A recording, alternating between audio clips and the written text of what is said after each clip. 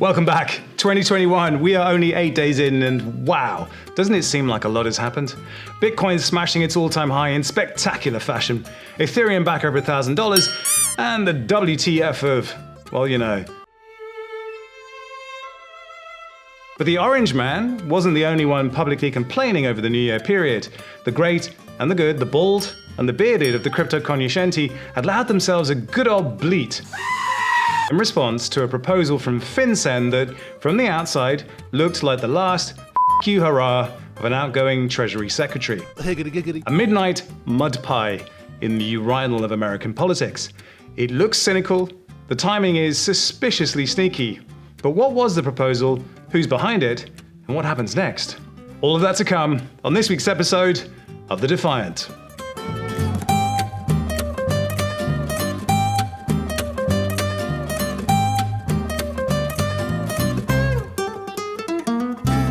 Before we dig into the FinCEN story, it's time for an announcement. As of the 1st of January, I have officially joined the Defiant full-time to head up video and multimedia production.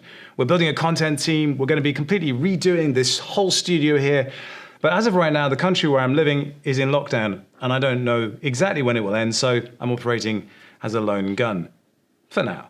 But we do have an exciting slate of new video material planned to feed your DeFi addiction, and I'm genuinely stoked to have joined the team. It feels like we're entering a hugely important year for this space. So what better time to subscribe to the channel and support what we do here. Now, back to the important stuff. Here's what happened.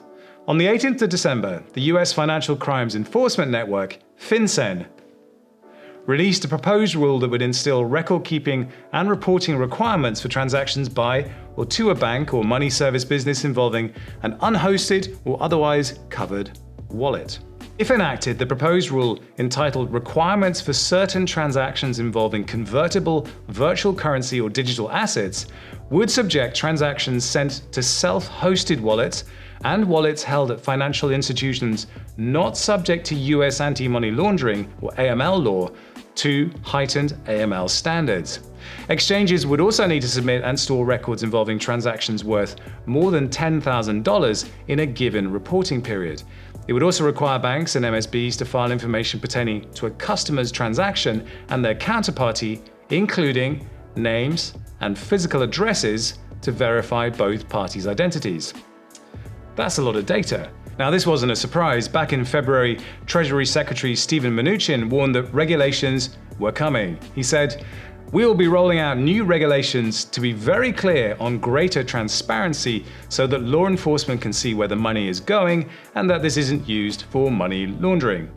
Seems pretty clear, and there's no doubt that the Treasury were in fact pressured into more public and forceful action around cryptocurrencies because of Facebook's Libra project. Oh yeah, remember that? We've had multiple meetings across the regulators with representatives of Facebook and expressed our concerns. Well, then, as the year went on, DeFi summer happened, the bull run happened, and as is usually the case, we all kind of just forgot about it until Brian Armstrong of Coinbase raised the specter of what might be ahead in a series of tweets. He said, "We heard rumors that the US Treasury and Secretary Mnuchin were planning to rush out some new regulation regarding self-hosted crypto wallets before the end of his term." And he was right. The document duly arrived, and here it is. 72 lovely pages of it.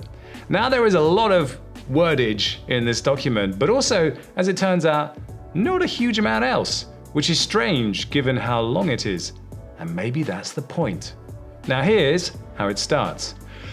FinCEN is issuing this notice of proposed rulemaking to seek public comments on a proposal to require banks and money service businesses, MSBs, to submit reports, keep records, and verify the identity of customers in relation to transactions involving convertible virtual currency (CVC) or digital assets with legal tender status, legal tender digital assets or LTDA, held in unhosted wallets as defined below, or held in wallets hosted in a jurisdiction identified by FinCEN.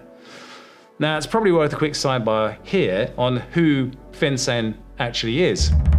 It's a bureau of the US Department of the Treasury, and the director of FinCEN is appointed by the Secretary of the Treasury and reports to the Treasury Undersecretary for Terrorism and Financial Intelligence.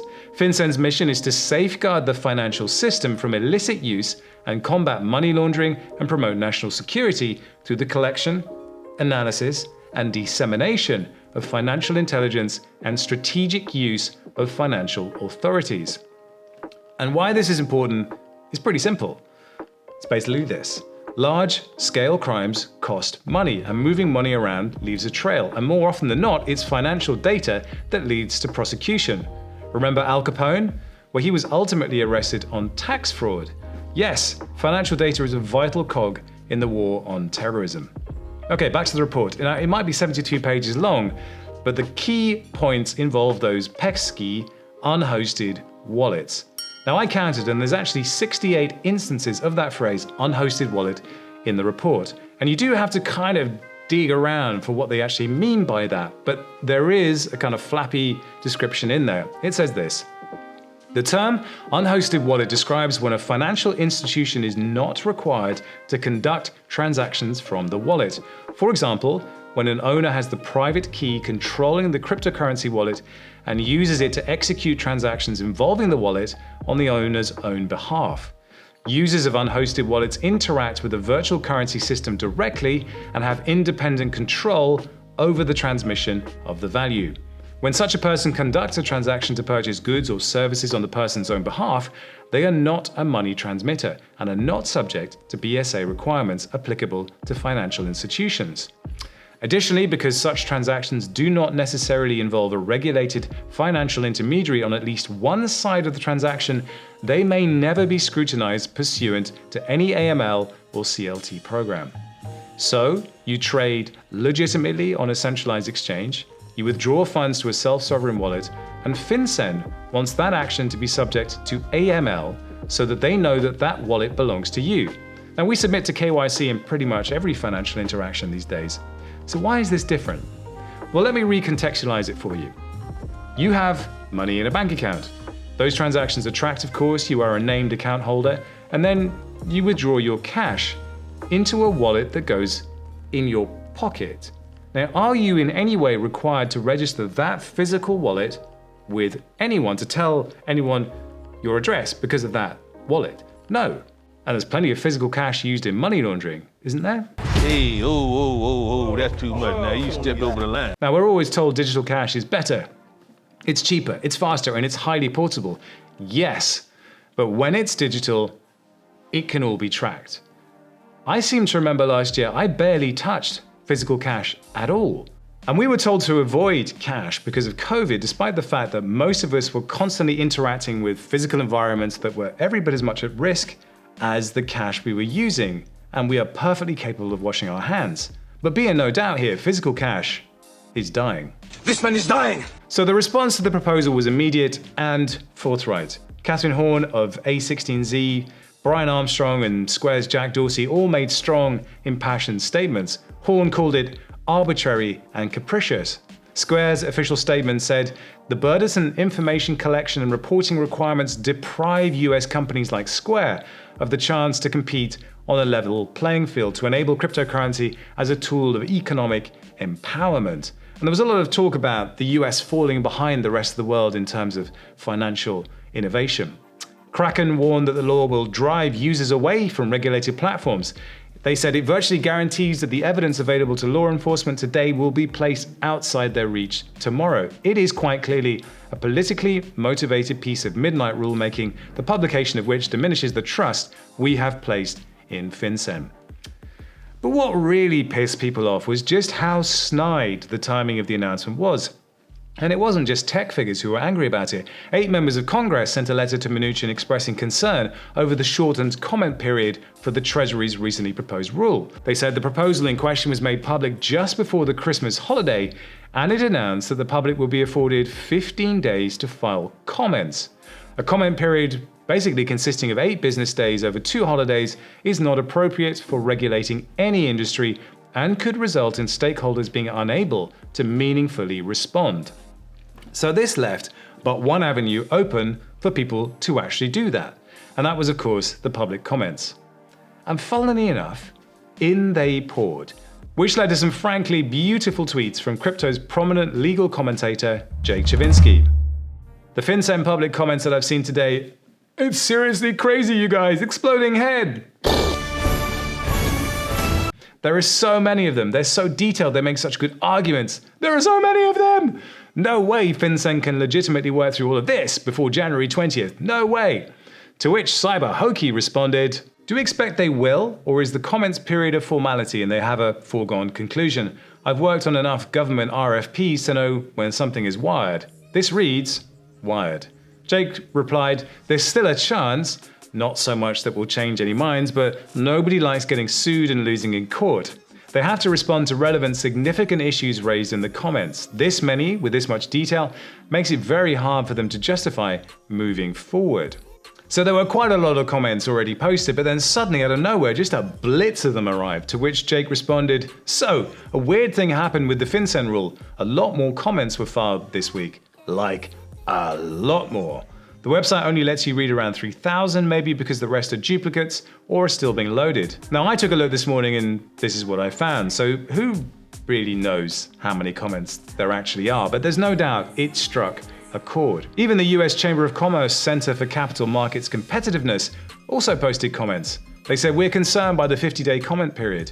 In particular, a rushed rulemaking creates an undue potential of unintended long-term consequences that could hinder the future development of the digital assets ecosystem in the United States, once again questioning the US's preeminence in financial innovation.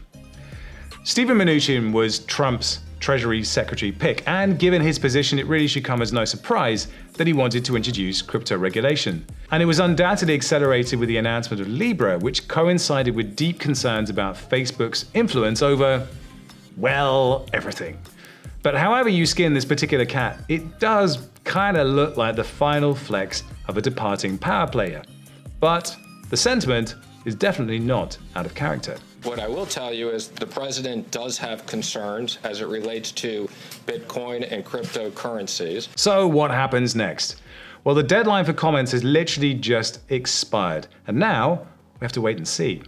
Coinbase and A16Z have declared they're prepared to mount a legal challenge, but obviously they would rather that didn't happen, and probably so would the US government. And A16Z is an interesting voice in all this because we're talking about Andreessen Horowitz, as in Mark Andreessen, as in one of the pivotal figures in the first major wave of the internet. Up till then, the government had tightly regulated media like the radio, television, and telephony, but Congress decided not to do the same with the internet of the 1990s. Back then, I know it's hard to imagine, but Silicon Valley was the outsider, lobbying Washington lawmakers to protect their brave new electronic world from the greedy designs of large cable and telecom companies. Let us regulate ourselves, they said, and the lawmakers agreed.